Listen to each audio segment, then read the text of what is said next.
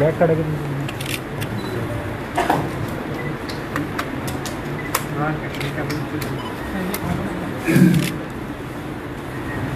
पूर्वीचं संकटाचा सगळ्या देशामध्ये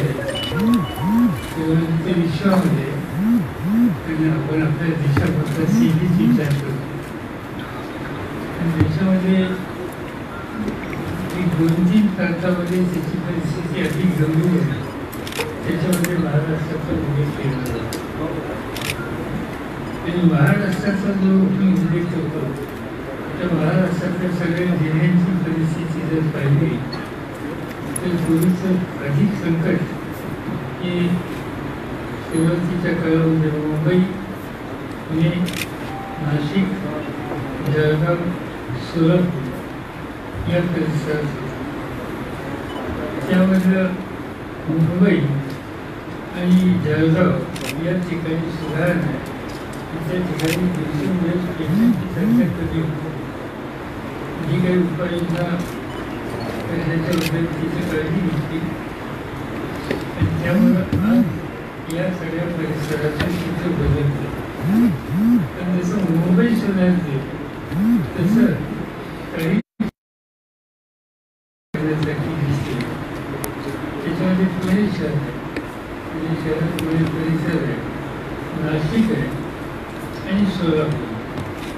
आणि त्यामुळं ही एकंदर परिस्थिती एकंदर सोलापूरचं म्हणजे पेशंटची एकंदर संख्या आणि मृत्यूमुखी पडलेल्या लोकांची संख्या ही जर बघितली तर काळजी करण्यासाठी परिस्थिती. आणि याशिवाय ज्याला आपण मृत्यू दर म्हणतो तो मृत्यू दर सगळ्यात राज्याचा दर जो आहे त्यापेक्षा सोलापूरचा मृत्यू दर अधिक आहे. आणि त्याशिवाय जमीन जे ज्याला म्हणतो ती किती दिवसांनी तर त्याच्यामध्ये सुद्धा सोलापूरची क्षेत्र की जे महाराष्ट्रात रोजच्या जिल्ह्याचे चित्र काळजी करण्यासाठी त्याच्यामध्ये सोलापूर. आणि म्हणून मला स्वतःला असं वाटतं की यापूर्वीच राजेश टोपे आणि अनिल देशमुख या ठिकाणी येऊन गेले होते. त्यांनी संपूर्ण अधिकाऱ्यांची लोकप्रतिनिधींची चर्चा केली आणि काही उपाययोजना सुद्धा केली.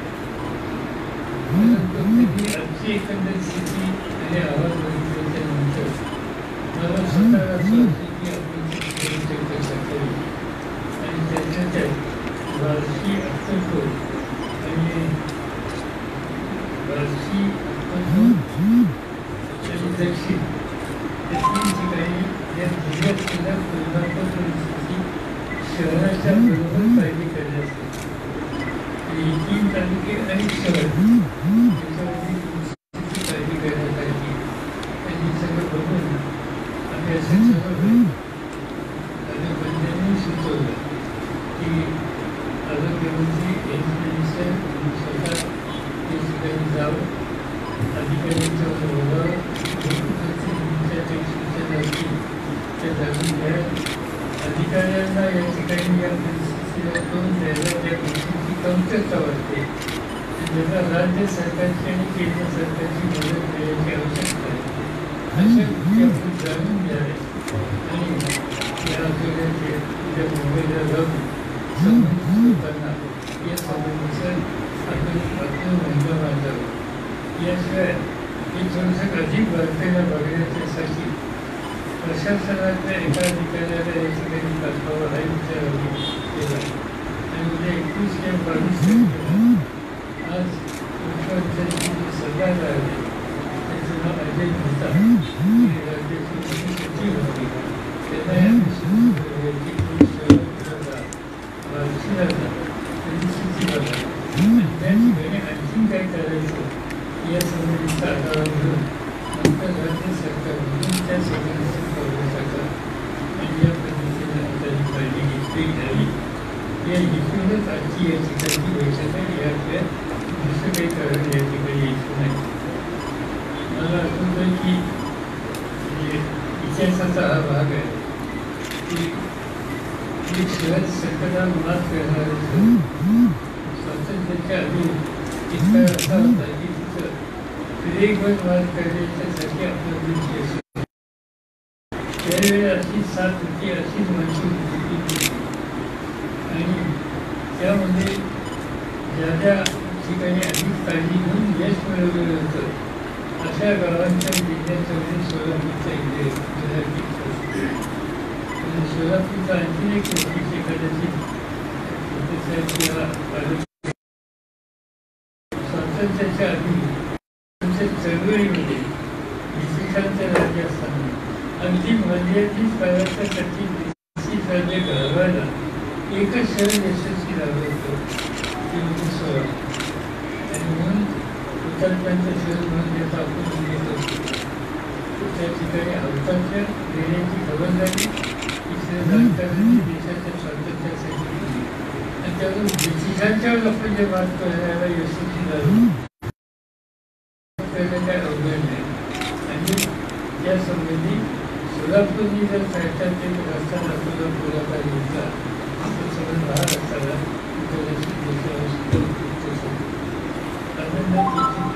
यंत्रणा योग्य पद्धतीचे काम करते. महानगरपालिका असेल, जिल्हा परिषद असेल आणि आरोग्यमंत्री या सगळ्यांचं या कामात अधिक लक्ष आहे.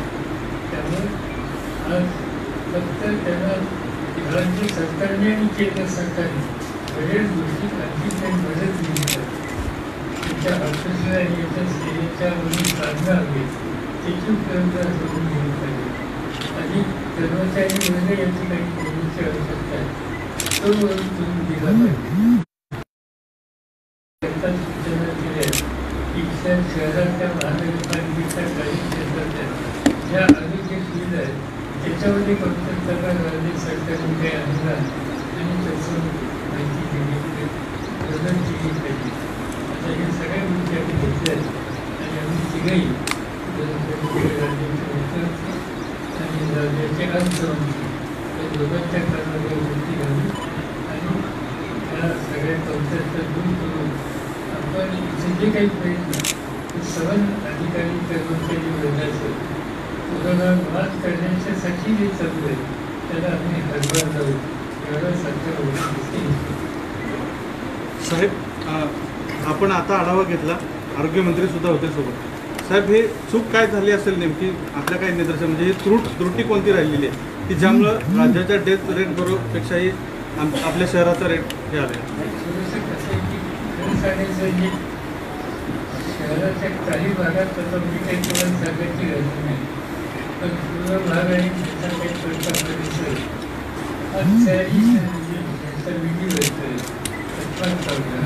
आणि हा जो आपला औषधीचा जो भाग आहे तिथं गरिबी आहे त्या आणखीन काही गोष्टी आहे आणि त्या सगळ्यांच्या लवकर या रोगाला बळी करण्याची त्याला तोंड देण्याची प्रतिकार शक्ती जी आहे त्याची कमतरता आहे आणि त्यामुळे ते याला दुसरं काही कारण नाही. साहेब, मुद्दा असा आहे की आमच्या शहरातल्या लोकांना म्हणजे हे खाजगी हॉस्पिटलचा जो दर आहे तो परवडत नाही. म्हणजे साधा जरी पेशंट ॲडमिट झाला तर साहेब 70-80 हजार रुपये बिल येते. तर सरकारी पातळीवरती आरोग्याचे बेड वाढवणं किंवा जास्तीत जास्त बेड उपलब्ध होणं असं काही धोरण आगामी काळात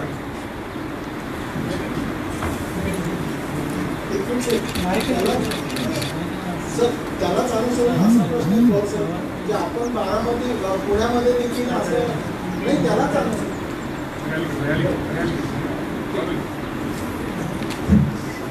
आम्ही काही आपण आपल्याला खूप सविस्तर मागच्या मे महिन्याच्या 15-20-25 दिवसापूर्वीच व्यवस्थित सांगितलेलं होतं. त्याचाच आढावा आम्ही घेतला. एक 3-4 मुद्दे मी सांगेल या तुमच्या सगळ्याच प्रश्नांच्या उत्तराच्या संदर्भात. पण पहिल्यांदा हे सांगेल की बिल्स मॅनेजमेंटच्या दृष्टिकोनातून जवळजवळ आमचा म्हणजे मी मागेही सांगितलं की 1000 हॉस्पिटल्समध्ये महात्मा ज्योतिबा फुले जन आरोग्य योजनेमध्ये कॅशलेस सेवा दिली जाते आणि त्या ठिकाणी ज्या 1000 हॉस्पिटल्समध्ये जे टर्शरी केअर्स म्हणजे याचा अर्थ जे काही अगदी हार्टचा असेल किंवा त्याला अनुषंगून मग कोविडचा असेल काही असतील तरी त्याला जे बिल येईल ते शून्यच बिल आलं पाहिजे अशी अपेक्षा असते. पण बिल मॅनेजमेंटमध्ये प्रायव्हेट हॉस्पिटल्स आज आपलं राज्य या देशामध्ये पहिलं राज्य आहे की ज्यांनी 80% बेड्स प्रायव्हेटचे रिक्विजिशन केले यासाठी की आपल्याला कोविडच्या पेशंटला अडचण येऊ नये. आणि बिल्स मध्ये कॅपिंग केली. अगोदर जे लाखो रुपये बिल घेतलं जायचं आता आपण दर आकारून टाकलं. 4,500 रुपये नॉन ICU ला, 7,500 रुपये ICU ला. तर या पद्धतीच्या व्यतिरिक्त याच्यात सगळं पॅकेज आहे. याच्यामध्ये टेस्टिंग झाल्या सगळं कुठलेही चार्जेस नाही. त्यामुळे ऑडिटर्स जे काही कोविड म्हणून आपण हॉस्पिटल्स एक्वायर केलेले ऑडिटर्स नेमले जावेत असं आज आम्ही फार स्ट्रिक्टली सांगितलं कमिशनरला. आणि ते ऑडिटर्स काय करतील की जो पेशंट आहे तो पेशंट ज्यावेळी डिस्चार्ज होईल त्या डिस्चार्जच्या वेळेस त्याचं जे बिल आहे ते बिल अगोदर ऑडिटर तपासेल आणि ऑडिटर आमच्या निकषात आणि आमच्या पॅकेज प्रमाणेच बिल आकारले का नाही हे बघेल. तो काउंटर सिग्नेचर करेल. नंतर ते हॉस्पिटलचं बिल त्या पेशंटच्या नातेवाईकांना त्या पेशंटला दिलं जाईल. तर अशा स्वरूपाने बिल मॅनेजमेंटच्या संदर्भात स्ट्रिक्ट मॉनिटरिंग करण्याच्या संदर्भात प्रत्येक हॉस्पिटलला बेड्स मिळावेत यासाठीचा एक वेगळा अधिकारी आणि ऑडिटर जे आज शासनाचे ऑडिटर आहेत ते सुद्धा बिल्स परफेक्टली दिले जात आहेत का ते बघणार आहे. दुसरं डॉक्टर्स कमी पडू नये म्हणून IMA चे जेवढे डॉक्टर्स इथे आहेत 400-450 डॉक्टर्सच्या वर आहेत त्या सगळ्यांची सेवा कंपल्सरीली रिक्विजिशन ज्या कोविड हॉस्पिटल्स आहेत त्या ठिकाणी त्यांनी किमान 4-5-6 दिवस 7 दिवस सेवा लगातार 4-4-3-3 तास द्यायलाच हवी. या पद्धतीनं सुद्धा डिसिजन्स घेतलेत आणि त्याचं इम्प्लिमेंटेशन सगळ्या गोष्टी करून घेण्याचं काम इथले आयुक्त आणि कलेक्टर्स करतील. त्यामुळे डॉक्टर्सच्या अडचण येऊ नये ही सांगितलेलं आहे. दुसरं मी अभिमानाने एक सांगेन की या ठिकाणी पवार साहेबांनी पुढाकार घेऊन जे आज आम्ही तर राज्य शासन म्हणून सर्व गोरगरिबांपर्यंत हे जावं म्हणून रेमडेसिवीर जे अँटीव्हायरल ड्रग आहे ते आम्ही देतोच आहे.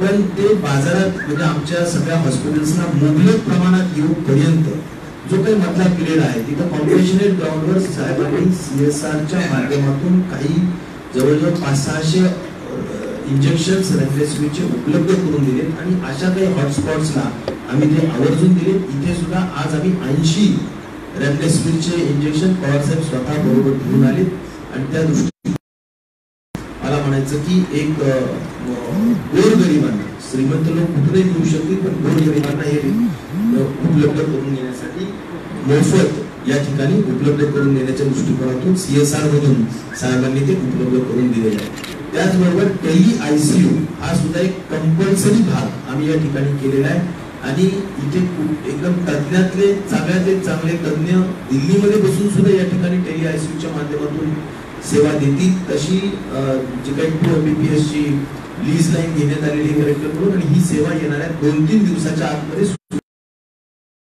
या निमित्ताने सांगतो. हे मी ऍडिशनल गोष्टी ज्या केलेल्या आहेत त्या मी या निमित्ताने अनुषंगाने फार स्ट्रिक्टली करावं अशी सुद्धा या ठिकाणी सूचना देण्यात आलेली आहे. कारण जे काही पेशंट्स वारले ते सगळे मृत्यू झालेले पेशंट हे शक्यतो त्यांच्या ऑक्युपेशनल हॅझार्ड म्हणजेच त्यांच्या काम करत असणाऱ्या परिस्थितीमुळे शेवटच्या क्षणामध्ये आलेले. त्यामुळे अर्ली डिटेक्शन व्हावं म्हणून सर्व्हिलन्स वाढवावं आणि टेस्टिंग मध्ये इथे 10,000 अँटीजन टेस्ट दिल्या. त्याचं सगळं काम मोठ्या पद्धतीने टेस्टच्या माध्यमातून केलं जाईल जेणेकरून जर अर्ली डिटेक्ट झालं तर मृत्यू दर कमी करण्यात यशस्वी होईल. त्यामुळे 3 महत्वाचे मुद्दे सर्व्हिलन्स वाढवले, टेस्टिंग खूप वाढवल्या आणि ट्रीटमेंट मध्ये सुद्धा आज बिल मॅनेजमेंट पासून डॉक्टर्स पासून तर मेडिसिन पर्यंत आणि टेली ICU पर्यंत अशा स्वरूपाने काही गोष्टी केलेल्या आहेत. ज्या रिक्त जागा आहेत प्रामुख्याने डेप्युटी कमिशनर इथले जे नाही तिथे मदतीला जे कमिशनरला पाहिजे ते सुद्धा UD डिपार्टमेंट कडून मिळून दिलं जाईल. फायनान्शियल मदतीच्या बाबतीत जी काही मागणी केलेली आहे साहेब स्वतः त्या ठिकाणी CM साहेबांना बोलून या ठिकाणच्या महानगरपालिकेला जे काही लोकप्रतिनिधींनी अपेक्षा केलेली आहे की इथे काही निधी उपलब्ध व्हावा त्या दृष्टिकोनातून मदत करतील. आणि डेथ ऑडिट कमिटी ही कंपल्सरी आपण प्रत्येक जिल्ह्याला केलेली तर ती सुद्धा त्वरित कार्यान्वित व्हावी अशा अपेक्षा करत जे काही वाढत असलेली संख्या आहे त्याचे प्रोजेक्शन जे येत आहेत 31 जुलैपर्यंत काय होती, ऑगस्ट एंड पर्यंत काय होती, ह्या संख्या लक्षात घेऊन किती बेड्स वाढवले पाहिजे, ICUचे बेड्स कसे वाढवले पाहिजेत आणि व्हेंटिलेटर्स आणि IPAP CPAPच्या मशीन कशा वाढवल्या पाहिजेत या संदर्भात सुद्धा मार्गदर्शन दिलेलं आहे. मला वाटतं ओव्हरऑल फार डिटेलमध्ये सगळा रिव्ह्यू घेतलाय. लोकप्रतिनिधींचं म्हणणं जे आहे ते सुद्धा ऐकून घेतलंय आणि त्याच्या बाबतीत सुद्धा सोडवणूक करण्याचा प्रयत्न केलेला आहे. टोपे साहेब, सोलापूर शहरामध्ये टोपे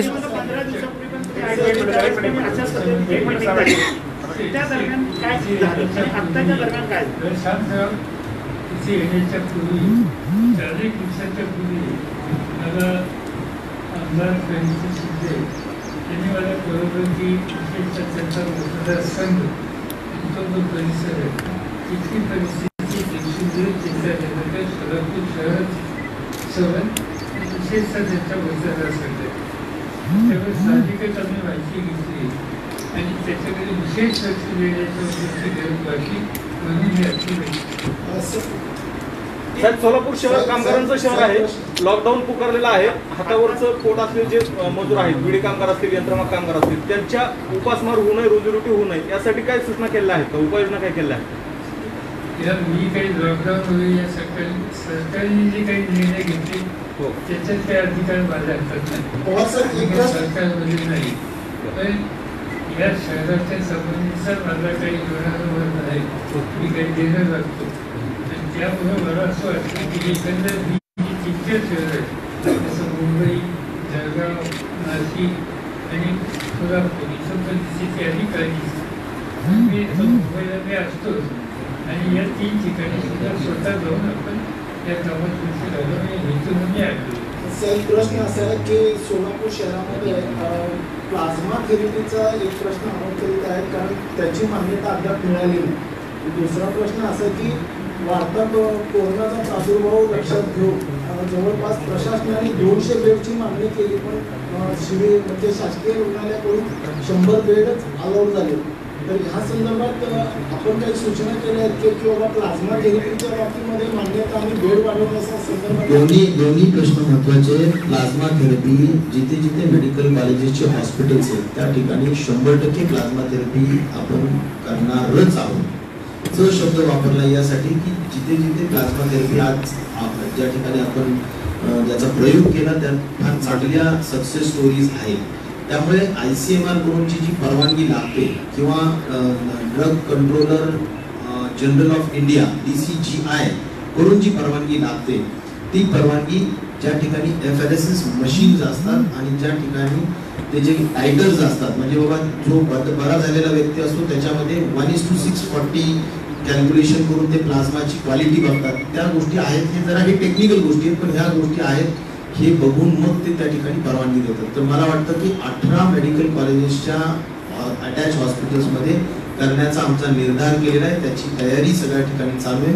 इथे सुद्धा सूचना देण्यात आलेल्या आहेत. त्याच्या ज्या काही छोट्या मोठ्या गोष्टी राहिल्या असतील त्या आम्ही सुद्धा जातीनं लक्ष घालून बघू आणि इथे प्लाझ्मा थेरपी चालू होईल हे आम्ही नक्की बघू.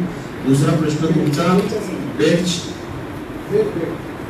उपलब्धतेच्या बाबतीत आताच 120 बेड्स ऍडिशन करण्याच्या दृष्टिकोनातून सिव्हिल हॉस्पिटलमध्ये निर्णय तो झालेलाच आहे. त्याचं इम्प्लिमेंटेशन सुरू आहे. आता सध्या ऍक्च्युअल त्याचं काम चालू आहे आणि त्यामुळं ऑक्सिजन सपोर्ट बेड आणि ICU या दोन्हीमध्ये वाढ सिव्हिल हॉस्पिटलमध्ये केली जाते. येणाऱ्या महिन्याभराच्या 15 दिवसाच्या आतमध्येच आपल्याला हे सगळे बेड्स वाढवायचेच आहेत. आणि या जे काही प्रोजेक्शन दिसत आहेत त्यामध्ये पालकमंत्री महोदय स्वतः लक्ष देऊन गरज पडली तर DPDCतून असेल, अन्य मार्गातून असेल, परंतु बेड्स कमी पडणार नाही याची खात्री ते स्वतः लक्ष देऊन करतात. टोपे साहेब आपण ज्या राज्यामध्ये भाजपचं सरकार नाही, भाजपच्या विचाराचं सरकार नाही, अशा राज्यांना कोविडची परिस्थिती हाताळण्यासाठी केंद्र सरकारची पुरेशी मदत मिळते का? आपला काय अनुभव आहे, आपलं काय निरीक्षण आहे? हे संकट मोठं देशावरचं संकट आहे. त्या ठिकाणी मी आता महाराष्ट्र सरकार आणि केंद्र सरकार हे दोघे एकत्र बसून एका विचाराने या प्रश्नाच्या संदर्भात काम करतात. त्यामुळे या ठिकाणी या प्रश्नाच्या कामकाजामध्ये ही कुठल्याही प्रकारची राजकीय कॉन्ट्रोवर्सी करू इच्छित नाही. आम्हाला नागरिकांना या संकटातून सोडवण्यासाठी सगळ्यांची मदत पाहिजे. केंद्र सरकारसह टोपे साहेब प्रश्न आहे म्हणजे माझा प्रश्न असा आहे की जगभर धुमाकूळ करताय, आपला भारत सुद्धा याच्यामध्ये खूप भोगवतं. पण तिकडे पाहिलं तर सीमेमध्ये घुसखोरी, तिकडं बंगलादेश आणि दुसरी गोष्ट याच्यावरून नेपाळ नकाशामध्ये बदल करतोय. श्रीलंकाकडे चीनला सपोर्ट करतोय, पाकिस्तानचा पूर्वपासून एक आहे. याच्यातून देशाला भविष्यात काय धोका आहे का किंवा काय परिस्थिती आहे? आता फक्त कोरोनाचा धोका विचार टोपे साहेब आपण पीक कर्ज अजूनही शेतकऱ्यांना मिळालं जात नाही. या संदर्भात फक्त बँकांना आदेश दिले एवढं बोललं जातं. प्लाझ्मा थेरपी संदर्भात आपण बोलत होता. तुम्ही डॉक्टर म्हणताय, मी डॉक्टर नाहीये. ते पहिलं स्पष्टीकरण. एक प्रश्न असा आहे, प्लाझ्मा थेरपीला प्रोत्साहन देण्यासाठी म्हणजे जे रुग्ण आता बरे झालेले आहेत, कोरोनाबाधित बरे झालेले आहेत, तर या उपक्रमाला प्रोत्साहन देण्यासाठी सरकारची अशी काही योजना आहे? सांगतो काही, आता मी ते सांगितले की 18 ठिकाणी करण्याचा पक्का निश्चय झालेला आहे, तशा सूचना दिलेल्या आहेत. आणि DMER जे आहेत तात्याराव लहाने ते स्वतः त्याच्यावर निरीक्षण ठेवून आहेत.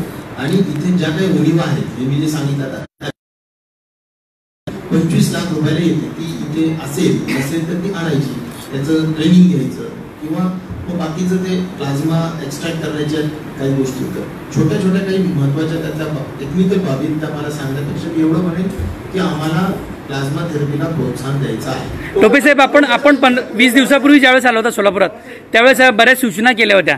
सिव्हिल हॉस्पिटल असेल किंवा महापालिका असेल, त्यातले किती अंमलबजावणी झाल्या? मला वाटतं बऱ्यापैकी झाल्या. इन्स्टिट्यूशनल क्वारंटाईन जो काही मी मुद्दा फार स्ट्रेस केला होता की इथे संपूर्ण दाटीवरतीचं शहर आहे आणि इथे घरामध्ये होम क्वारंटाईन करणं योग्य नाही.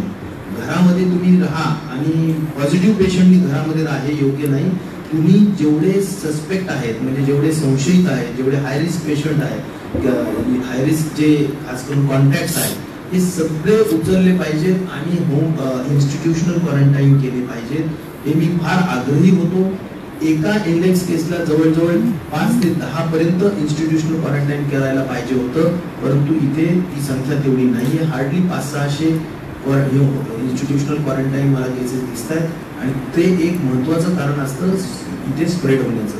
म्हणून आज त्याच्यावर कुठल्याही परिस्थितीत इन्स्टिट्यूशनल क्वारंटाईन वाढवा. अजूनही शेतकऱ्यांना पीक कर्ज मिळालं जात नाही, तो अंमलबजावणी बँकांकडून होत नाही. उद्योगपतींची सुद्धा म्हणजे उद्योजकांची पण अशीच अवस्था होत आहे. बँकांचं कर्ज लोन वाढवून चाललेला बरेच. आता सोलापूर शहरात एका कुटुंब असेल, याबाबत तुम्ही काय बँकांना किंवा आर्थिक सहाय्याच्या संदर्भात काय घोषणा होईल? घोषणा करण्याचा माझा अधिकार नाही, निर्णय घ्यायचा अधिकार माझा नाही.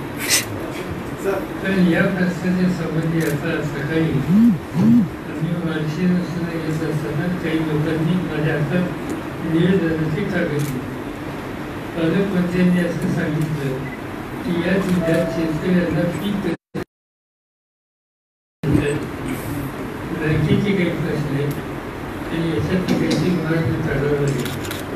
तर आजच आम्ही असं ठरवलं की परत गेल्याच्या नंतर सरकार मंत्री बाळासाहेब पाटील यांच्या सभेत आम्ही तिघे बसू इच्छितो आणि बँकेचे जे कोणी अधिकारी असतील वरिष्ठ त्यांना बोलवून हा प्रश्न लवकरात लवकर कसा मार्गात काढता येईल या दृष्टीने त्यांची मदत घ्यायचं काम आम्ही ठरवलेलं आहे. पण ही आता आमची आजच चर्चा झाली, पण गेल्या कामाला मिळत आहे. आपण आपलं साहेब, एकीकडे देश कोरोनाच्या संकटामध्ये असताना दुसरीकडे राम मंदिराचं भूमिपूजनाचा घाट घातला जातोय आणि 5 ऑगस्टला त्याचं भूमिपूजन आहे, त्याला पंतप्रधान जात आहे. काय नक्की आपली प्रतिक्रिया असेल साहेब यावर? प्रश्न असा आहे की कोणत्या गोष्टीला महत्त्व द्यायचं, प्राधान्य द्यायचं याचा निकाल प्रत्येक वेळी घेत असतो. आम्हाला असं वाटतं की कोरोनामध्ये सापडलेले लोक त्यांना कसं बाहेर काढायचं, त्या कामाला आपण चाललेलं नाही. काही लोकांना असं वाटत असेल की मंदिर बांधून एकादशी कोरोनाला जाईल आणि त्या बांधून एकादशी त्याने हा घेतला असा आम्हाला माहिती नाही, काळजी बरं होते. पण आमच्या दृष्टीने आम्हाला कोरोना हे संकट महत्त्वाचं वाटतं आणि कोरोनाच्यामुळं जे लॉकडाऊन आणि या सगळ्या गोष्टी होत आहेत त्याचा सबंध अर्थव्यवस्था छोट्या मोठ्या व्यवसायांच्या फरक होतो, त्याची आम्हाला चिंता आणि राज्य आणि केंद्र सरकारने त्या गोष्टीत अधिक लक्ष घालावं असा आमचा आग्रह. आणि म्हणून दिल्लीमध्ये एका आठवड्याचं जाऊन या ठिकाणी खासदार उस्मानाबादचे आहेत ते एक आहे आणि आमचे बाकीचे सहकारी या बाबतीत जिथं बोलायचं असेल त्या ठिकाणी बोलू आणि त्या आर्थिक संकटातून लोकांना बाहेर काढायला ते हातभार सोपे सर, आपण एक असा मुद्दा मांडला की प्रोजेक्शन जे आहे आपला चार्ट सोलापूरचा, ऑगस्ट एंडला सोलापूरची कोरोनाची काय परिस्थिती असेल, पेशंट पर्यंत जाईल आणि मृत्यू संख्या कुठपर्यंत जाईल, प्रोजेक्शन्स दिले जातात, ते आकडे सांगून मी कुणाला पॅनिक करू इच्छित नाही, पण मी एक सांगतो की जर अधिक चांगलं सक्षम पद्धतीनं काम केलं तर त्या प्रोजेक्शनचे फिगर्स राहणार सुद्धा नाही, येणार सुद्धा नाही, कदाचित खूप कमी राहतील, कुठे काय अडचण पण येणार नाही. आणि त्यामुळे प्रोजेक्शन एक म्हणजे काय करायला असतं की आपल्याला वर्स्ट परिस्थितीला तयारी करावी लागते, बाकी त्याच्यातला काही भाग नाही. पण काळजी करण्याचा विषय नाही, सगळं कंट्रोलमध्ये आहे, बेड्स कंट्रोलमध्ये, हॉस्पिटल कंट्रोलमध्ये. अनेक लोकांचं सहकार्य उत्तम असलं आपल्याला उत्तम माहितीसाठी सांगतो. विदर्भामध्ये एक अकोला सोडलं तर जवळपास कुठल्याही जिल्ह्यामध्ये आता कुठं ते एक पेशंट 2 पेशंट अशा गोष्टी असतात, पण आता त्या ठिकाणी राहिले नाही. अशीच अवस्था मुंबई शहरामध्ये, मुंबईची अवस्था धारावी म्हणजे आपण झोप असं चित्र होतं. 40 पेशंट 50 पेशंट आता एक पेशंट 2 पेशंटवर धारावी आली आणि त्याचं महत्त्व मुंबईकरांनी अतिशय सहकार्य लॉकडाऊनमध्ये बंद म्हणजे बंद पाहिजे आणि त्या सगळ्या गोष्टीतून तिथली स्थिती बदलली. आता ज्या ज्या ठिकाणी संकट आहे त्या सगळ्या परिसरामध्ये या सगळ्या प्रश्नाच्या बाबतीत स्थानिक जनतेचं मनापासून सहकार्य मिळेल, ज्याच्या आधारे आपण याला उत्तम रीतीने पोहोचू शकतो. ग्राम पंचायतीची मुदत संपली आहे, त्या संदर्भात एक अवर सचिवांनी पत्र काढले की पालकमंत्र्यांच्या शिफारशीनुसार प्रशासक नेमावा, त्या संदर्भात आपली भूमिका काय? टोपे साहेब, आपण पाठीमागच्या वेळेस सांगितलं की 1 लाख. टोपे साहेब, तुम्ही म्हणाल होता की 1 लाख टेस्टिंग सोलापुरात करणार, असं सांगून 5,000 सुद्धा टेस्ट झाले नाहीत. टेस्टिंग प्रचंड वाढवले जात आहे. मी सांगतो 10,000 अँटीजन टेस्ट लगेच उपलब्ध करून दिल्या. आताही खरेदी करण्याच्या संदर्भात सुद्धा त्यांनी प्लेस केलेले ऑर्डर्स. मला वाटतं की कुठलीही अडचण टेस्टिंगच्या बाबतीत असणार नाही. आपण इन्स्टिट्यूशनल क्वारंटाईन जरी समजा आपल्याला टेस्टिंग वाढवलं आहे तरी त्यांना ते क्वारंटाईन करण्यासाठी आपल्याकडे व्यवस्था पुरेशी नाही आणि हे सत्यच आहे. जेव्हा आता आपण 2,000 1,000 जेव्हा टेस्टिंग करतो तर त्यांना क्वारंटाईन कसं करायचं, हा पहिला प्रश्न. दुसरा प्रश्न म्हणजे 2 मत प्रवाह आहे की कोरोना हा फुगायला जातोय, वाढवला जातोय किंवा जोपासला जातोय, एक. आणि दुसरा म्हणजे कोरोना खरोखरच इतका भयानक आहे का, जर त्याच्यात औषध लस नसेल तर बरं कसं होतं. अधिकार म्हणून क्वारंटाईन करण्याच्या बाबतीतले सेंटर्स वाढवावे अशाच सूचना या ठिकाणी दिल्या. आणि त्यामुळे बघा, क्वारंटाईन करणं म्हणजे काय, हॉस्टेल्स असतील, स्कूल असतील, कॉलेजेस असतील, इथे एवढे मोठे आहेत, सगळीकडे खाण्यापिण्याची उत्तम व्यवस्था ठेवायला सांगितलंय. गरम पाणी आंघोळीला असेल, फॅन्स असतील, सगळ्या व्यवस्था व्यवस्थित जर ठेवल्या तर मला वाटत नाही अडचणीचा काही विषय. क्वारंटाईन सेंटर वाढवले पाहिजे आणि क्वारंटाईन सेंटर बद्दलचा मुद्दा आहे. क्वारंटाईन सेंटर टोपे साहेब पवार साहेबांच्या साक्षीने सांगू शकतो. पवार साहेब, क्वारंटाईन सेंटर बद्दलच प्रॉब्लेम आहे महत्वाचा की आमच्या क्वारंटाईन सेंटरमध्ये चादर घेऊन या, बेड घेऊन या, अगदी पाण्याच्या